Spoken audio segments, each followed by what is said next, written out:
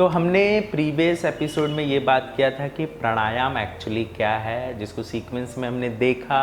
यम का मतलब क्या है, प्राणा क्या मतलब है। तो प्राणा पे यम करना यानी कि discipline of prana. What is prana? Prana is a need, any need to be targeted in need. ठीक है, जरूरत को जरूरत के समय पे पूरा करना, दैट डिसिप्लिन इज प्राणायाम।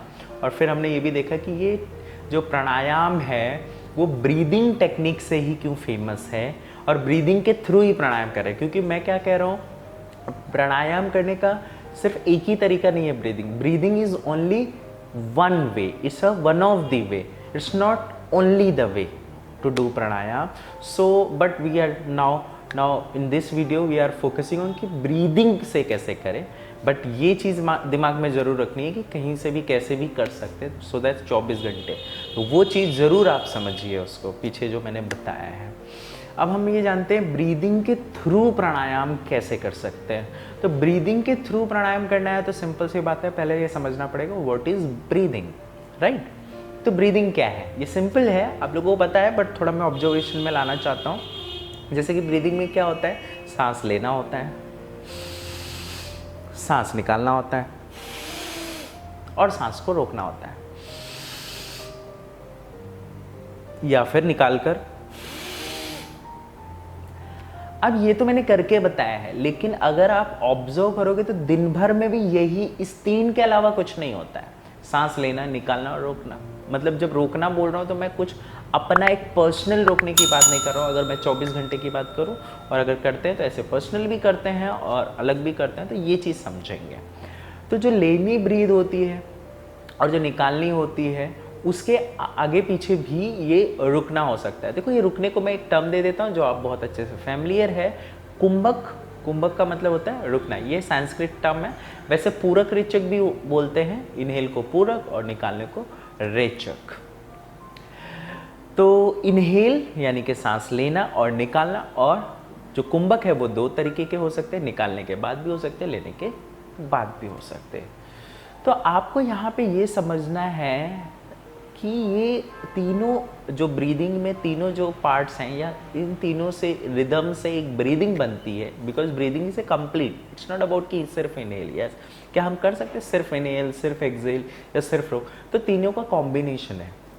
तो यहाँ पे हमें इन तीनों को इंडिविजुअली इतना अच्छे से समझना है, सो दैट हम ये समझ पे आए कि ये स्पेसिफिक प्राणायाम जैसे भस्त्रिका है, कपालभाति, अनुलोम विलोम, जो भी फेमस प्राणायाम हैं, या फिर एनी ब्रीदिंग टेक्निक, वो कैसे काम कर रही है वो समझ में आए, सो दैट उसकी बेनिफिट भी पता चल जाए, तो हमको एक अलग से याद ना करना पड़े, इतना फंडामेंटली समझ में आ जाए। तो सिंपल एक तरीके, अगर वो समझ आ जाएगा तो आपको अलग से नहीं बताना पड़ेगा कि इसमें क्या। क्योंकि हर प्राणायाम, मोस्ट ऑफ जब मैं ब्रीदिंग प्राणायाम की सिर्फ बात कर रहा हूँ, जब ब्रीदिंग प्राणायाम की अगर देखें तो most of the breathing technique क्या है, इनहेल एक्सेल, इसी पे ही तो सब कुछ किया गया, इसी को टेक्निकली किया गया। किसी में इनहेल बढ़ा दिया गया, किसी में एक्सेलेशन फोकस्ड हो गया, किसी में थोड़ा सा इनहेल एक्सेल को एक अलग ही नॉस्ट्रिल बेस पे कर रहे हैं। तो वो हमें यहाँ पे समझना है। तो पहले हम समझते हैं इनहेल क्या है, ये भी आपको पता है। देखो इसको समझो, इनहेल क्या है। आप सोचो क्या होता होगा इनहेल।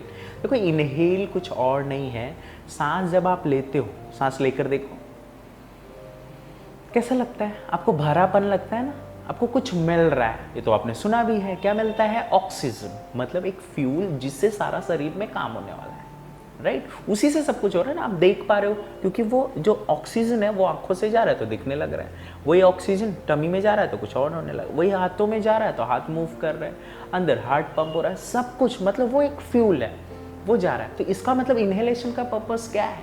Nourishment, right. कोई चीज मिल रही है यानी कि ऑक्सीजन मिल रहा है, ठीक है। अब ये ऑक्सीजन अलग अलग फॉर्म में डिपेंडिंग ऑन सिचुएशन के हिसाब से बदलता रहता है, राइट। जैसे पानी है, अब पानी को अगर कंटेनर में रखोगे तो वैसा शेप ले लेगा, जमीन पे डाल दोगे तो बहने लगेगा। तो वहाँ पे कुछ और कर रहा है, यहाँ पे कुछ और कर रहा है, तो यहाँ का पर्पस और हो गया, यहाँ का पर्पस यानी कि कंटेनर में अलग। वैसे ही ऑक्सीजन जब नॉस्ट्रिल में गई तो अलग तरीके से काम करेगी, उसके अलग काम, आंखों में गए तो आंखें, तो ऐसे करके नरिशमेंट कर रहा है। ये इनहेल का पर्पस हो गया, यानी कि सांस लेने का। सिंपल है, सो सिंपल। ना एक्सेल का क्या है? एक्सेल का क्या है? जब सांस निकालते हो, निकाल के देखो,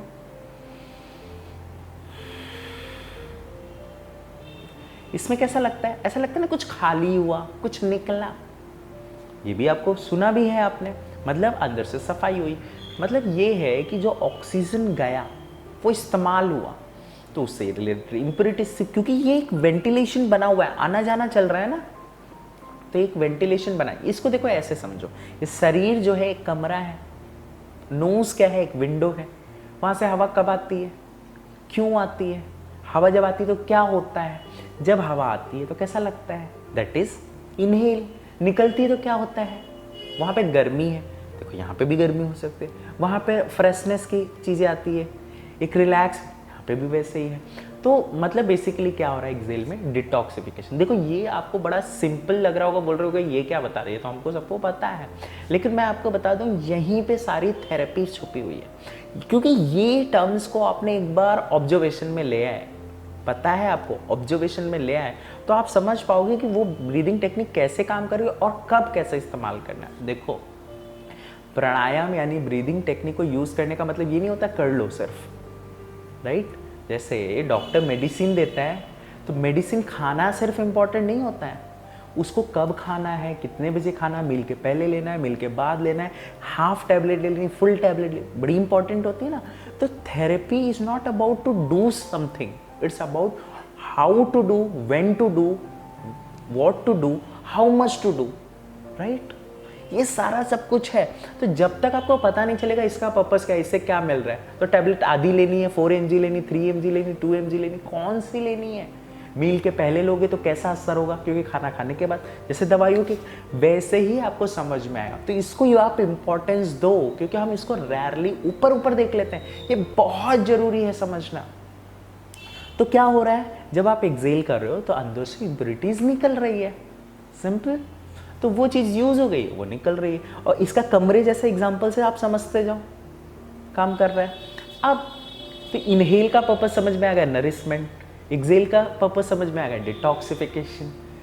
कुंभक का यानी कि होल्डिंग का मतलब क्या होगा, अब होल्डिंग दो जगह हो रही है, एक तो लेकर होल्डिंग हो रहा है, एक निकाल कर हो रहा है, लेकिन होल्डिंग का मतलब क्या होता होगा। देखो होल्डिंग अगर करके देखोगे, करके देखो चाहिए तो ऐसा आपको एहसास होगा, अगर जबरदस्ती नहीं करोगे, जबरदस्ती नहीं करना, क्योंकि जबरदस्ती होल्डिंग नहीं, होल्डिंग का मतलब है जरूरत के हिसाब से रुक जाए, यहाँ कोई आपका पर्सनल इंटेंशन नहीं। देखो योगा का मतलब ये नहीं होता है कि आपको कुछ भी करना है, योगा का मतलब होता है need. What is need, need आपकी सोच नहीं है, ये आपके बॉडी की अर्ज है। हु विल टेल यू कि कब रोकना है, क्या नहीं रोकना है, लेना है, कितना निकालना है, बॉडी विल टेल ना। और वो नीड, और वो भी आपके दिमाग की सोची हुई नहीं है कि ये अच्छा है वो खराब है, तो उस अर्ज को पकड़ना, उसके हिसाब से करना, राइट। तो यहाँ जबरदस्ती नहीं रोकना, आराम से करोगे तो आपको कैसा महसूस होगा, ऐसे लगेगा वो फैल रहा है। या फिर आप ब्रीदिंग में सिर्फ देखो, जब ब्रीदिंग चल रही है उस पर थोड़ा ध्यान दो, तो आपको समझ में आएगा जो ब्रीदिंग है वो फैलती है। जैसे सिंपल कि एक गाड़ी है, उसमें सामान को लोड किया गया, अब वो सामान को लेकर तो गया, ठीक है, सामान लेके गया, कहाँ पे, दुकान पे लेके गया, शॉप पे लेके गया। अब वो शॉप पे लेके जाए, लेकिन वो वहाँ रुके ना, बस चला जाए ऐसे घूम के आ जाए, तो रोक उतार सकते, तब तक वो डिस्ट्रीब्यूट नहीं कर सकता ना। वैसे ही जब सांस ले लेते हो, और लेने के बाद जो रुकावट आती है, जो रोक आती है, यानी कि कुंभक आता है, वो क्या होता है, फैलता है। अब ये रुकेगा कितना, जितनी सांस बड़ी होगी, तो यानी कि कुंभक आपके हाथ में नहीं, इनहेल के हाथ में, और इनहेल आपके हाथ में है। सामान कितना लाना है वो तो दुकान वाले के हाथ में है ना, वैसे ही कमरे में है, विंडो से हवा कितनी अंदर आएगी ये आप डिसाइड करोगे या फिर नेचर डिसाइड करेगा। अब जब मैं नेचर बोल रहा हूं तो नेचर मतलब क्या, नेचर का कुछ लॉज है, नेचुरल लॉस। तो एक यहाँ पे एक लॉ समझ लो, लॉ क्या है कि कोई भी चीज ज्यादा की तरफ से कम की तरफ ट्रैवल करती है, simple. What is balance, nature क्या है, नेचर का एक लॉ है, अब बैलेंस बराबर रहना चाहिए, ज्यादा रहेगा तो ज्यादा वाली चीज कम की तरफ, कम वाला ज्यादा की तरफ नहीं जाता। जैसे पानी है, अगर डाल दो कहीं तो स्लोप की तरफ चला जाएगा, कम की तरफ जा रहा है, नीचे की तरफ जा रहा है। हवा अगर बाहर ज्यादा है अंदर कम है तो विंडो से अंदर आ जाएगी, कहीं से भी समझ सकते हैं। किसी को बहुत ज्यादा आता है तो समझाने लगता है, कम है तो थोड़ी समझा सकता है, निकलने लगता है ना, शेयरिंग जिसको बोलते हैं, हर वे में आपको समझ, इसी का नाम योगा है। तो हम ब्रीदिंग के ऊपर समझ रहे हैं कैसे काम कर रहा है। तो अब क्या है, विंडो से हवा कितनी आएगी ये आपके हाथ में नहीं, कितनी जाएगी ये भी आपके हाथ में, उसके हिसाब से रुकेगी। तो होल्डिंग का पर्पस क्या हुआ, होल्डिंग का पर्पस हुआ कि जो इनहेल है वो अच्छा हो जाए, मतलब जो इनहेल है, जो सामान लाया गया है वो अच्छे से डिस्ट्रीब्यूट हो जाए। एक्सेल के बाद होल्डिंग होगा, इसका मतलब क्या है, डिटॉक्स हो जाए। अभी क्लेंजिंग के लिए रुके देर तक तो क्या होगा, लेकिन क्या आपके हाथ में है। इसीलिए तो मैं हमेशा कहते रहता हूं, योगा किया नहीं जाता, योगा होता है। जब किया नहीं जाता है मतलब क्या है, जब मैं बोल रहा हूं किया जाता है तो अपने आप होता है। मतलब देखो इसमें दो तरीके से, एक तो इनवॉलेंट्री हो रहा है, अगर नीड के हिसाब से हो रहा है तो इनवॉलेंट्री हो रहा है, वो भी एक वॉलेंट्री भी हो सकता है। वॉलेंट्री मतलब हम करने बैठे हैं, लेकिन करने बैठे इसका मतलब अपनी मर्जी से करेंगे नहीं चलेगा, राइट। अब आप सोचो कि मुझे इनहेल करना है तो आप इनहेल नहीं कर सकते, क्योंकि आपने कभी नोट किया होगा इनहेल इनहेल इनहेल कर लो तो आपको तकलीफ होगी। जैसे आपने ये एक्सपीरियंस में कभी नोट किया है, जब आप प्राणायाम करने बैठे और जैसे ही प्राणायाम किया तो किसी दिन वो प्राणायाम की प्रैक्टिस करने के बाद बहुत अच्छा लगता है, किसी दिन नहीं अच्छा लगता है। तो जबरदस्ती कर तो लोग अच्छा नहीं लग रहा है। और मेरे पास एक बहुत अच्छा तरीका है समझने का, अगर आप कोई भी प्रैक्टिस कर रहे हो और उसके बाद अच्छा नहीं लग रहा है, मजा नहीं आ रहा है, इसका मतलब वो योगा नहीं है। सिंपल, योगा क्या है, नीड को पूरा करना, सॉल्यूशन क्या है, अच्छा लगना, हैप्पी स्टेट। अगर वो अच्छा लग रहा है तो वो नहीं लग रहा है, इसका मतलब हम कहीं ना कहीं जबरदस्ती कर रहे हैं, राइट। तो आपको क्या समझना है यहाँ पे कि हमारे हाथ में नहीं है, हमको देखना है। तो एज ए टीचिंग में भी, आप टीचिंग कर रहे हो या खुद के लिए कर रहे हो, दोनों केस में आप खुद के लिए भी कर रहे हो तो ये मान के नहीं चल सकते इनहेल बड़ा होना चाहिए, एक्सेल बड़ा होना चाहिए, ये भी मान के नहीं चल। हाँ, समय के हिसाब से इनहेल बड़ा हो सकता है, विंडो से कभी हवा अंदर आ सकती है, जैसे हवा कम है तो अंदर आ जाएगी, बाहर अंदर ज़्यादा है तो बाहर चलेगी, बहुत गर्मी भर गई है, बहुत देर में विंडो खोली गई तो बाहर चली जाएगी।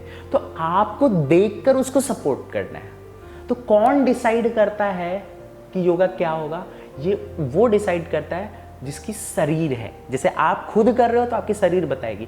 अब आपका काम क्या है एज ए टीचिंग में या फिर खुद को समझने में कि आप पकड़ पाओ उसको कि क्या आपकी शरीर की जरूरत है, ये आपका काम है, ना कि आपको बोलना कि इनहेल करना है चलो करते हैं, राइट। एक दूसरा एस्पेक्ट भी होता है कि अगर नीड को पकड़ के कैसे करें, तो इसको हम एक्सप्लोर करने वाले हैं। फिलहाल हम क्या समझ रहे हैं, ब्रीदिंग, राइट। तो हमें समझ में आया इनहेल क्या है, नरिशमेंट, एक्सेल क्या है, डिटॉक्सिफिकेशन, कुंभक क्या है, इनहेल का परफेक्शन या एक्सेल का परफेक्शन। यहां तक क्लियर है, नीट एंड क्लियर।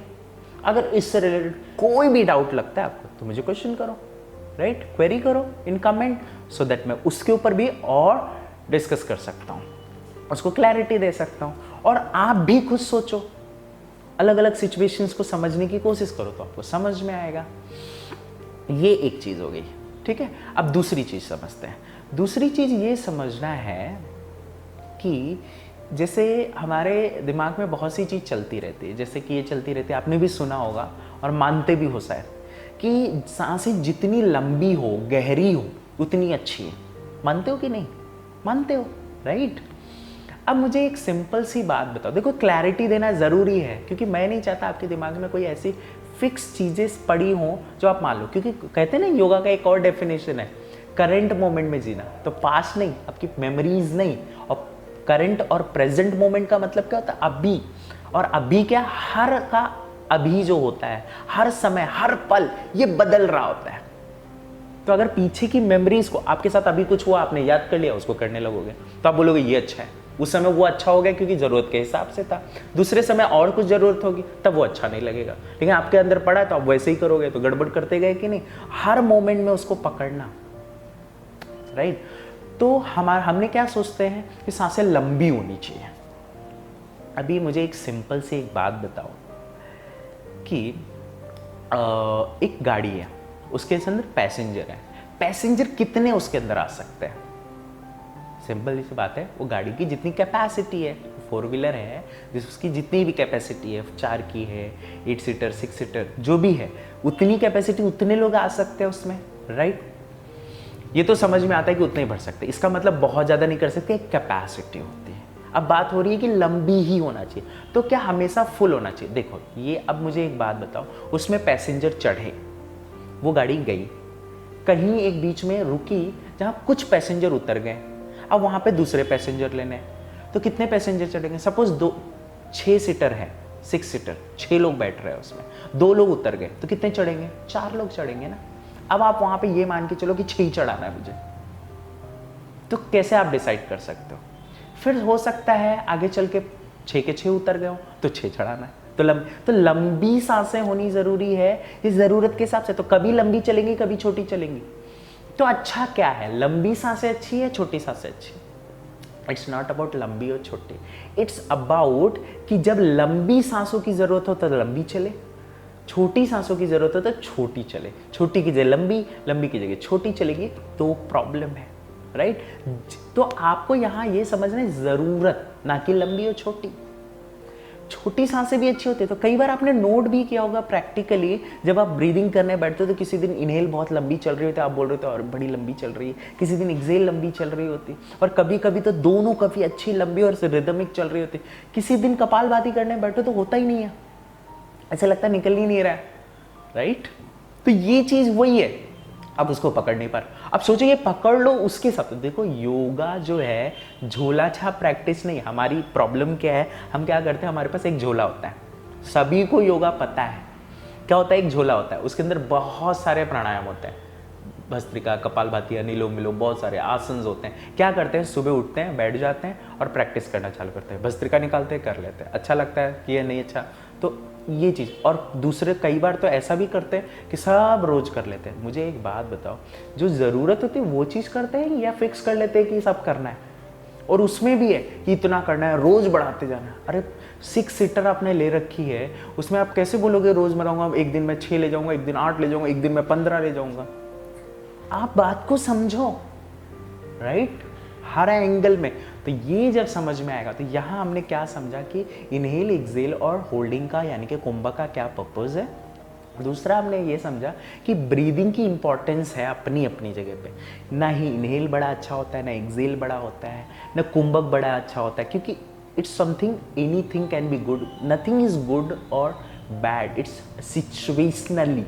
और वो सिचुएशन को समझना, that is a pranayama, right?